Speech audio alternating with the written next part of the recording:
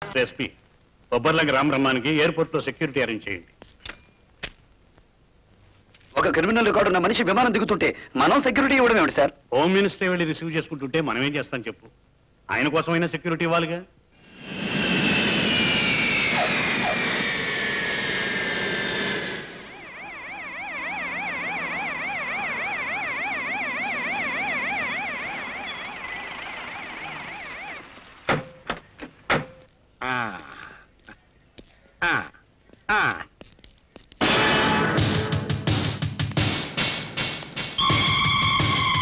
నమస్తే నమస్తే బొబ్బర్లంక రామబ్రహ్మ.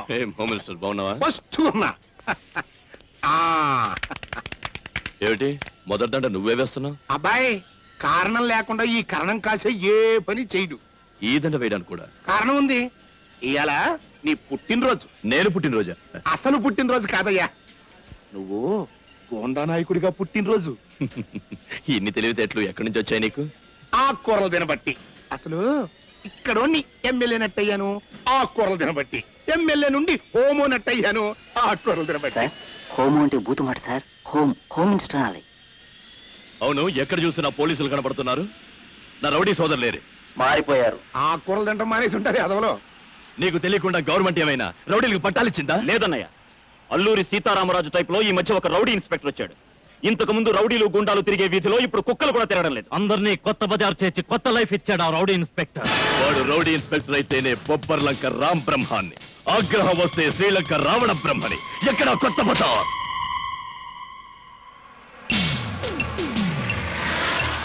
వాళ్ళని మార్చానని ఇన్స్పెక్టర్ గారు అనుకుంటున్నాడు. కానీ నేను కారు దిగ్గగానే కుక్క పిల్లల్లా ఎలా పరిగెత్తుకొస్తారో చూడు.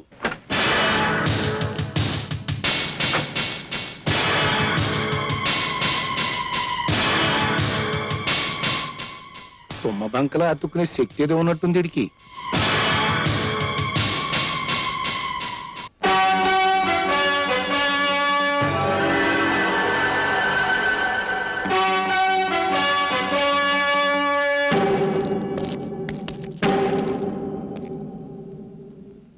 నువ్వేనా వీళ్ళందరినీ మార్చిన ఇన్స్పెక్టర్వి?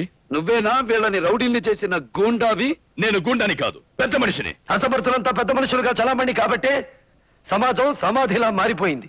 ఇన్స్పెక్టర్ రౌడీలు రంగు మార్చి రాజకీయపు కొడుకు కింద రక్తపాతం సృష్టిస్తే పేలగా కావు కావుమని అరిచే కాకి కాదు ఈ కాకి. పగబడితేనే పగలు రాత్రి కూడా మర్చిపోను. నేరస్తుడిని నేను నిద్రలో కూడా మర్చిపోను. దేఖ్లేంగే క్యా దేఖ్లేంగే? పోలీస్ స్టేషన్ కో దేఖ్లేంగే, సెంట్రల్ జైల్ కో దేఖ్లేంగే.